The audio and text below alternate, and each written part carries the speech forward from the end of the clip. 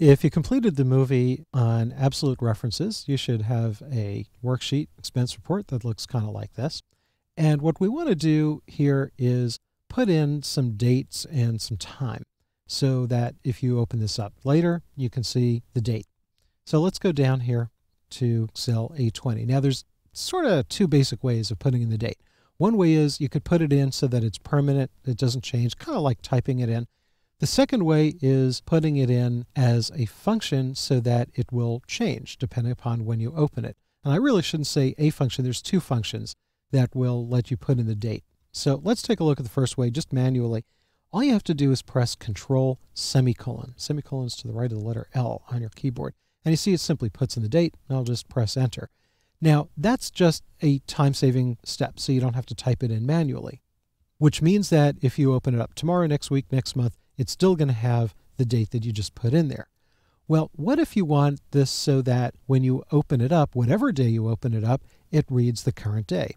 Well, to do that, we use the function called equals today, and it has an open and close parenthesis with nothing in it. The today function just doesn't have anything in the parenthesis, but it's a function, so it does have to have a parenthesis, and I'll enter it.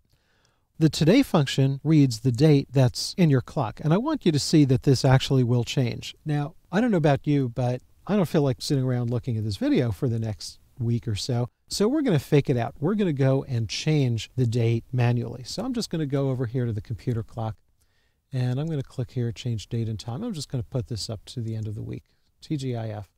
I click OK. So now we can see it shows Friday. Now we come back to Excel, and you see it hasn't changed.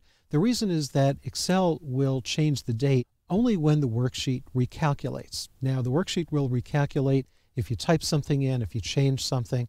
So I'm just going to go over here to this number. I'm just going to type the same number again. And I type that in and I press enter. And now the whole worksheet recalculates and you can see the date has changed. If you don't want to do that, you can use a shortcut to force a worksheet to recalculate just by pressing the F9 key.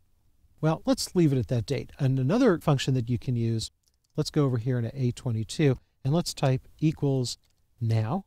And again, this is an open and close parenthesis without anything in it. Press enter. And now you see this gives us the date and the time.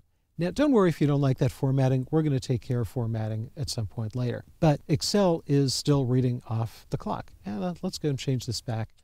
I'm going to go over here to change date and time. I'm going to change this back to Monday. Click OK. I'm going to go back here, and I'll just type that number in again. And when I enter in Excel, you can see it changes those numbers back. And again, I could also have pressed the F9 key. So you have a few different ways of putting in the date and the time. We'll come back to this in a later movie.